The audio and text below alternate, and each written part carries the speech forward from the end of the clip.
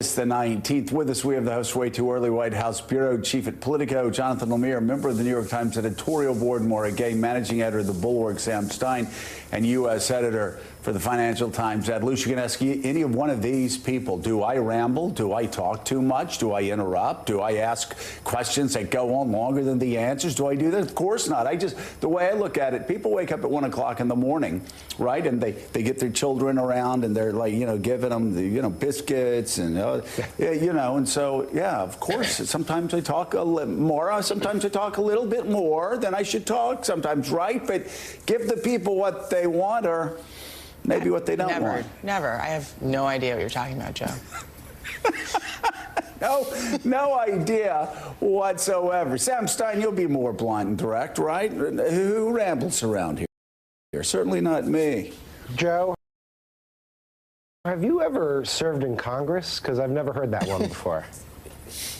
Well, there was a time. I don't like to talk about it. I don't like to talk about it. Just like Jonathan Lemire, I don't like talking about the Boston Red Sox when they get 11 hits. Baltimore gets 3 hits, and my statistician, Little Jack Scarborough, tells me it's the first time in history that they've gotten 11 hits or more, given up 3 hits or less, and lost a game, going back to 1901. Yeah, that is a good, if very depressing, statistic. They just... Look, you can't be too upset with splitting 4 games in Baltimore, the Orioles' first-place team. But there's a Red Sox team that needs to do more than that right now, right? They are still 2.5 out of the wild card. They've had an up-and-down couple of weeks here, playing kind of 500 balls since the All-Star break. Any of this. Oh, we definitely don't. We could see the Yankees lose on a walk. We could see the Yankees lose on a walk-off hit last night in the Little League Classic. We could show that. That'd be fine. But yeah, the Red Sox are going to need to start stringing together some wins if they're going to really get in this race. Ed Luce, Premier League football started yesterday. That's very exciting. I think you and your family supported team about 12 divisions down. So I'm not sure how excited you were about that. But I'm more interested in Pennsylvania. We're going to be showing some new polls that have come out that show an incredible shift in this campaign. But you say Pennsylvania may be slipping away from Donald Trump. Yeah, I spent a few days there last week. By the way, my daughter supports Man United. The less said about that, the better. Liverpool are a better team to support. I spent a few days around Allentown, Northampton County, the Bellwether, Lehigh Valley last week. And what really struck me was not just the energy that Harris Walls is seeing and the sort of Grateful Dead tour that Trump's been doing in the state, being a big contrast to that, but the fact that the Harris campaign, and before that the Biden-Harris campaign, since March, has been taking out Spanish-language ads and really doing Hispanic outreach to what is the fastest-growing demographic, 600,000 Hispanic adults in Pennsylvania, but that Trump is just simply not touching that demographic. There are Republicans saying, look, well, this is an English-speaking country. Why would we cut ads in Spanish? And that, to me, is a real sign. If you're not targeting the fastest-growing demographic, then you're not serious about winning. And so I did come away with a very distinct impression that Pennsylvania is slipping from Trump's grasp. Well, that's an interesting point to make, because after I saw some close polls in Florida, I called some friends down there. I said, is this real? What's going on? I'd seen a FAU poll that had Harris within 3 of Trump. Also saw some good numbers coming out of Miami-Dade. And what I heard was that actually, unlike Joe Biden or Donald Trump, Kamala Harris has been very aggressive talking to Hispanic leaders. She's stayed in touch while she's been vice president, and she will do the sort of things that you're saying Donald Trump is not doing. So it's fascinating. We'll see how that Hispanic vote goes, because Joe Biden always did well with black voters, did not do as well with Hispanic voters. There was really concerns within his campaign, even in 2020, about that. It seems Kamala Harris is doing much better right now in that slice of America. Jonathan Lemire, tell us about the DNC. What a week lined up for anybody, Republican, Independent, Democrat, remotely interested in politics, an all-star lineup this week.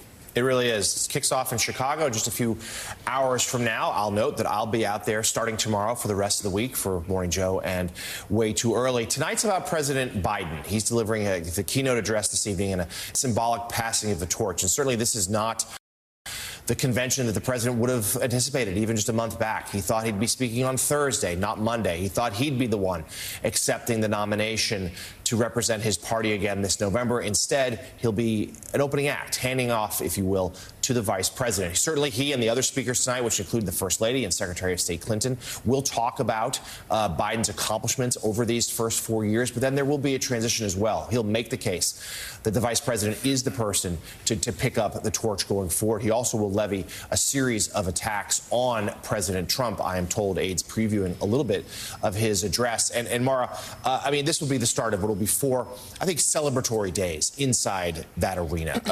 A month ago, there was a sense of almost dread heading into the Democratic convention that no one can say that President Biden couldn't have won, but certainly the odds were then against him after his tough debate performance. And now we have a completely remade race. Vice President Harris, trends are with her. It's a close race. She has momentum, and this week could be a real opportunity to introduce herself to the American people in a new way. Well, that's right. I mean, the reality is that despite all the momentum that we've seen, and it's very real, the American people don't really know that much about the vice president. And so this is an opportunity for her to introduce herself on her own terms. There are risks with that as well. It's a different venue than what we've seen at these rallies. She and Tim Walz have been, performing very well at. This is a little bit different. We might hear a little bit more about policy as well. And listen, this is also an opportunity for Democrats who we learned when Joe Biden, after that debate, that disastrous debate performance, we really learned just how deep the Democratic bench is. And this is an opportunity as well for the party to say, hey, America, we understand you, we look like you, we're diverse, we're a big tent, and we understand your concerns. We are the ones who have the platform to carry this country into the future. They have a lot of popular policies, including reproductive freedom. She's going to talk as well, the vice president, about ways to address inflation, which is, economic concerns are going to be on voters' mind always, and especially this November. So this is an opportunity. Comes with risks as well, especially as we see the uncommitted movement not shut out of this convention, but not exactly embraced with welcome arms either. There's going to be protests undoubtedly outside the convention hall. Yeah, I would just add, beyond the policy elements, what I've been struck by is the sort of narrative that Harris and Walz have crafted here, which is that this is sort of generational contrast and about the future versus the past, which, if anyone who has worked in presidential politics will tell you is a very effective contrast. But their main theme has been not just joy, but we're not going back. And the convention kind of, in a way, and I'm sure it's deliberate, lines up to push that narrative, right? I mean, you have Biden and Hillary Clinton speaking on the first night, and then Walz will speak on Wednesday, Harris will speak on Thursday. It's almost as if you're going from the past to the present and then ideally projecting into the future. I'm looking forward to seeing what kind of reception Biden gets tonight. Obviously, it's going to be heartfelt. I imagine the crowd's going to go crazy for him. There's a lot of appreciation, I think, among Democrats that he actually took the step to say, you know what, I'm not going to run. Obviously, it was a very painful 3-week process. And then, Ed, I'm just sort of curious, because you were in the field in Pennsylvania. But back to the idea of future versus past, not going back. We need to get beyond the politics of the Trump years. Is that something that voters are feeling? Is that resonating with people that you talk to in Pennsylvania? Because I have a theory that more than any specific policy, for instance, with the exception of maybe abortion, Democrats are really jazzed about that. Yeah, undoubtedly, not just in Pennsylvania, everywhere I've been, there is this energy.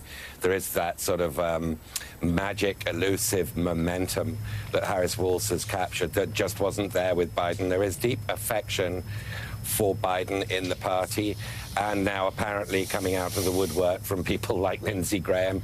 Didn't hear much of that in the last 3.5 years. There is deep affection for him. And I think tonight he will reap that. He will also reap gratitude. I don't know how for stepping down, for taking a bigger hit on behalf of American democracy, because the campaign is young, it is energized. The volunteers who were swarming, crowding around the Harris-Walz rebranding of the Biden-Harris office in Allentown, for example, they packed it out, whereas Biden events a few weeks before, I mean, Biden campaign events had been attracting 4 or 5 people. There is a massive shift on the ground, and so what he's done is, I think, take a hit for the larger interest of his nation and his party.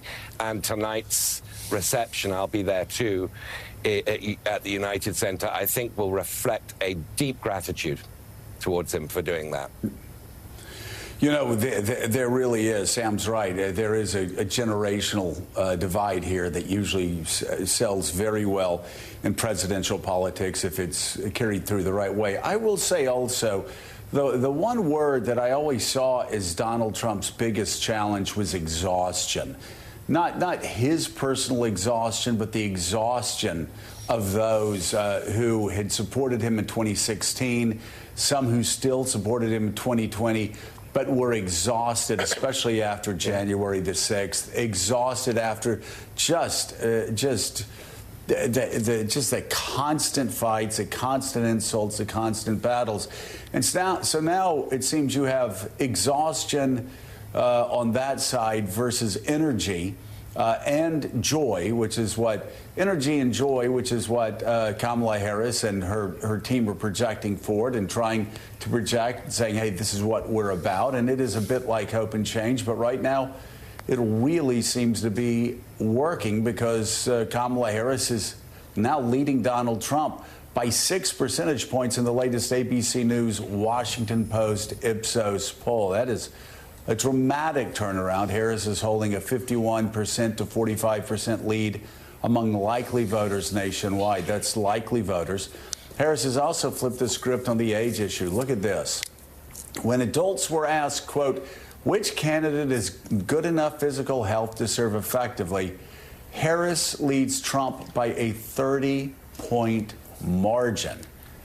And as you can see there, Donald Trump had led Biden by a 31-point margin. So what? 61-point swing on that question in just a month. Harris also has a 9-point advantage when it comes to having the mental sharpness required to serve effectively.